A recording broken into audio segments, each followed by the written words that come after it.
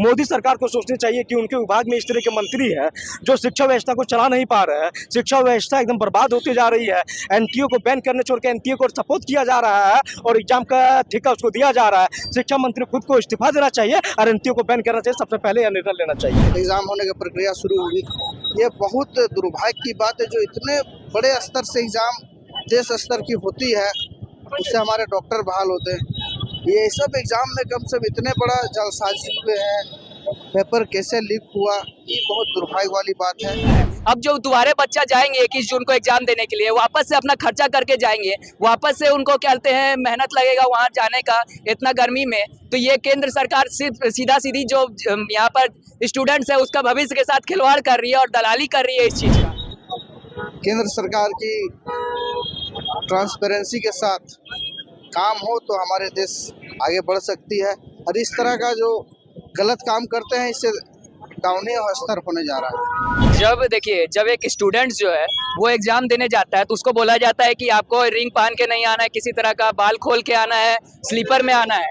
तो जब स्टूडेंट्स को इतना सारा चीज का ध्यान रखना पड़ रहा है, तो क्या जो वहाँ पर सिस्टम में जो एग्जाम कंडक्ट करवा रहे हैं उनका ये जिम्मेदारी नहीं बनता है कि वो अपना क्या कहते हैं सिक्योरिटी एक बार चेक करे कैसे ये पेपर लीक हो जा रहा है। नमस्कार, द फॉलोअप न्यूज में आपका स्वागत है। अभी हम टावर चौक पे खड़े हैं और केंद्र का यहाँ पे जेएमएम युवा के द्वारा यहाँ पे पुतला दहन किया जा रहा है। हमारे साथ कई यूथ शामिल हैं, सीधे जुड़ते हैं, इनसे जानने का प्रयास करते हैं कि आखिरकार क्या मामला था, किस लिए आप लोग यहाँ पे केंद्र सरकार का पुतला फूंक रहे हैं। देखिए, आप लोग सुने होंगे मीडिया के माध्यम से कि जो नीट की पेपर की जो घोटाला हुई है, दोबारा एग्ज़ाम उसको रद्द करने का बात आई है, फ्रेश बहाल एग्ज़ाम होने की प्रक्रिया शुरू हुई। ये बहुत दुर्भाग्य की बात है। जो इतने बड़े स्तर से एग्ज़ाम देश स्तर की होती है, उससे हमारे डॉक्टर बहाल होते हैं। ये सब एग्ज़ाम में कम से कम इतने बड़ा जालसाजी हुए हैं, पेपर कैसे लीक हुआ, ये बहुत दुर्भाग्य वाली बात है। ये देश की स्थिति भविष्य के लिए बहुत चिंताजनक बना हुआ है। यानी आपने भविष्य की बात की है, तो क्या लगता है कि युवाओं का भविष्य किस तरह से अब आगे बढ़ेगा? देखिए, इसमें तो केंद्र सरकार की ट्रांसपेरेंसी के साथ काम हो तो हमारे देश आगे बढ़ सकती है, और इस तरह का जो गलत काम करते हैं इससे डाउनहिल स्तर होने जा रहा है। क्या कहना है आपका, किस तरह से आंदोलन कर रहे हैं और क्या आगे होना चाहिए, और अगर मांग नहीं पूरी की गई तो आगे का आंदोलन कैसा होगा? देखिए, अगर मांग हम लोगों का पूरा नहीं होता है तो हम लोग यहाँ से लेकर सदन तक हम लोग अपनी मांग को रखेंगे। नहीं होता पहले हम लोग रांची में जाके धरना पर बैठेंगे, नहीं होता तो हम लोग दिल्ली तक जाने का काम करेंगे, लेकिन छात्रों के भविष्य के साथ खिलवाड़ होने नहीं देंगे। बाकी अभी तो आप लोग को पता है कि जो शिक्षा मंत्री है अभी भी चुप बैठे हुए हैं। पिछले बार भी एनटीए को बैन करने की बात कही गई थी, लेकिन शिक्षा मंत्री का उसमें कोई रिएक्शन नहीं रहा था, ना भाजपा सरकार का रिएक्शन रहा था। मोदी सरकार को सोचनी चाहिए कि उनके विभाग में इस तरह के मंत्री हैं जो शिक्षा व्यवस्था को चला नहीं पा रहे हैं। शिक्षा व्यवस्था एकदम बर्बाद होती जा रही है।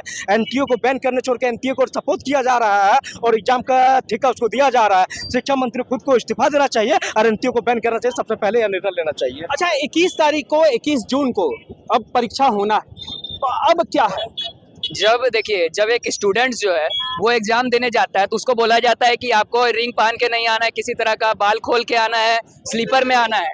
तो जब स्टूडेंट्स को इतना सारा चीज का ध्यान रखना पड़ रहा है, तो क्या जो वहाँ पर सिस्टम में जो एग्जाम कंडक्ट करवा रहे हैं उनका ये जिम्मेदारी नहीं बनता है कि वो अपना क्या कहते हैं सिक्योरिटी एक बार चेक करे कैसे ये पेपर लीक हो जा रहा है। अब जो दोबारा बच्चा जाएंगे 21 जून को एग्जाम देने के लिए, वापस से अपना खर्चा करके जाएंगे, वापस से उनको कहते हैं मेहनत लगेगा वहाँ जाने का इतना गर्मी में।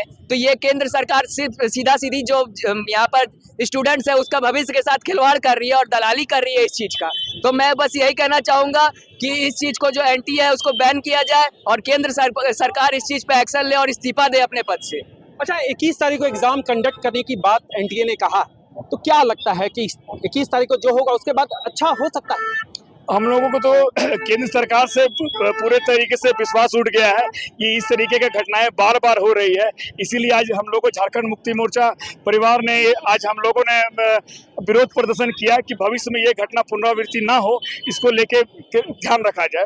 चलिए, जेएमएम के युवा विंग ने आज यहाँ पे प्रदर्शन किया है। अब देखने की बात यह है कि 21 तारीख को यहाँ पे एनटीए का पूरे देश में एग्जामिनेशन है और उसके बाद क्या कुछ प्रक्रिया अपनाई जाएगी। मैं Piyush Mishra, the follow up news, Giridih. जहां 27 वर्षों के सफर में 17,000 से भी अधिक छात्रों ने डॉक्टर एवं इंजीनियर बनकर भरे सफलता की ऊंची उड़ान। जहां साधारण छात्र भी झारखंड टॉपर्स बनकर बना रहे इतिहास। दूरदर्शी शिक्षाविद श्री विपिन सिंह के मार्गदर्शन में मेडिकल एवं इंजीनियरिंग के लाखों छात्रों के लिए आशा की किरण के रूप में goal nations leading institute. Biome institute NEET की तैयारी के लिए एक भरोसेमंद नाम। यहाँ अनुभवी फैकल्टी, स्मार्ट क्लासरूम और बेहतरीन टीचिंग मेथड से स्टूडेंट्स को मिलती है मजबूत तैयारी। यहाँ हर स्टूडेंट को मिलता है पर्सनल गाइडेंस और डाउट क्लियरिंग का पूरा सपोर्ट। नीट 2027 और 28 के लिए फेज 2 बैच 30 अप्रैल से शुरू हो रहा है। आज ही बायोम इंस्टीट्यूट से जुड़े और अपने डॉक्टर बनने के सपने को दे सही दिशा। बायोम इंस्टीट्यूट सिर्फ मेडिकल प्रिपरेशन का संस्थान।